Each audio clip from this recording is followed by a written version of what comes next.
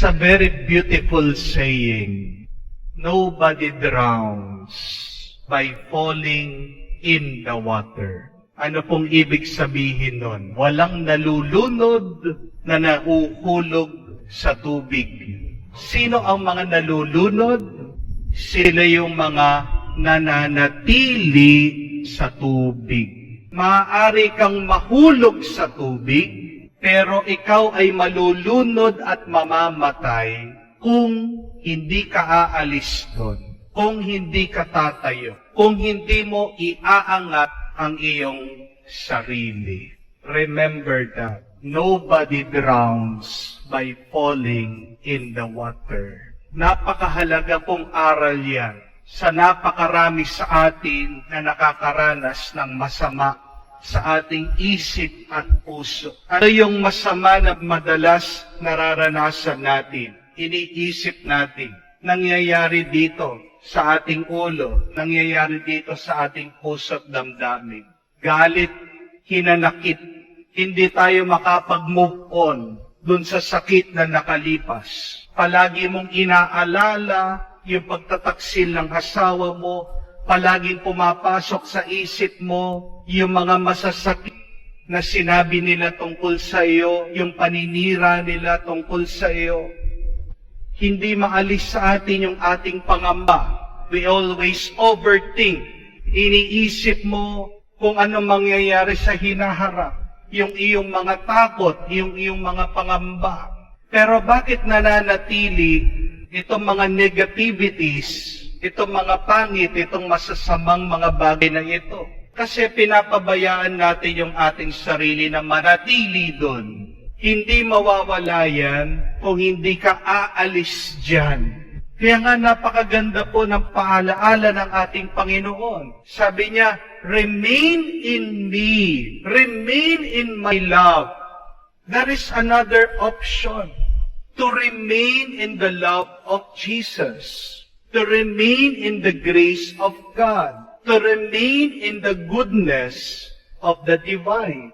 Tandaan niyo po ito, maaaring tinulak ka ng demonyo diyan sa masama, nahulog ka diyan sa galit mo, diyan sa hinanakit mo, diyan sa takot mo, diyan sa pangamba mo, diyan sa depression mo, diyan sa anxiety mo, pero nasa iyo kung gusto mong manatili diyan.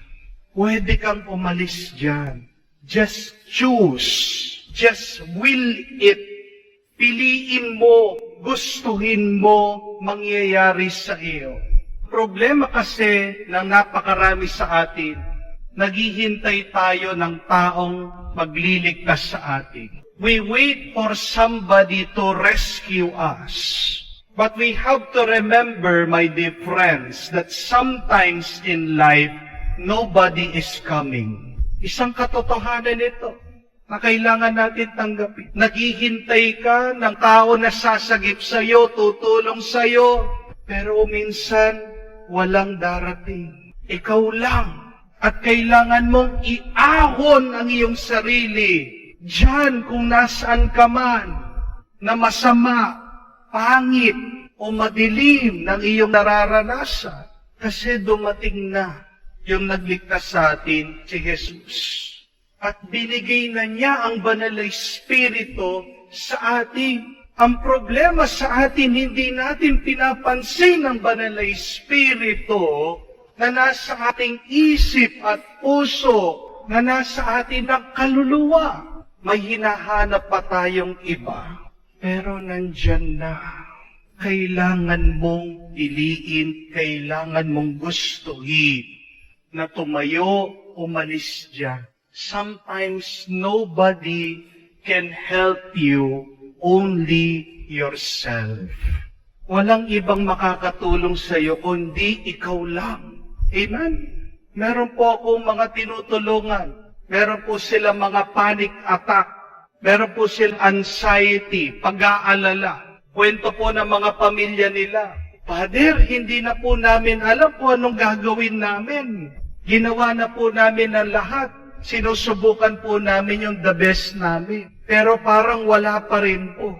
Totoo. Kasi wala naman ibang magagawa ang ibang tao dun sa problema mo.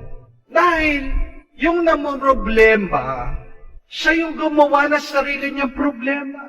Yung problema, saan nanggagaling? Saan nangyayari? Dito sa isip. Nagmula sa isip, nagmula dito sa puso't damdamin. Hindi naman makakapasok ang mga ibang tao dyan. Di po ba? Ikaw lang. Ikaw lang ang makakapag-ayos ng gulo ng iyong isip, ng gulo ng iyong puso at damdamin. Nobody can do that for you. Pero kung nahihirapan ka, nangihina ka, patulong ka. At maniwala ka na binigyan ka na ng grasya ng Diyos, binigyan ka na niya ng lakas para maayos mo kung ano man yung hirap at problema na nararanasan mo. Pray and believe that you have the power to help yourself because all of the grace and the power has been given to us already. Believe in that. Pero kung hindi ka naniniwala doon, walang mangyayari sa iyo. Kung ayaw mong tulungan ang iyong sarili, mananatili kang malulunod at mahihirapan. Kaya, tandaan po natin, ikaw ay naghihirapan, kasalanan mo na lang. Kung magpapatuloy ang iyong pagdurusa dyan, tumayo ka. Kung hindi mo kaya, sumigaw ka at mararanasan mo ang kamay ng Diyos. Kukunin ka niya, hahawakan ka niya, at iaahon ka niya diyan sa iyong madilim na nararanas. You do not have to remain in that bad state. There is something better. Umalis ka na dyan.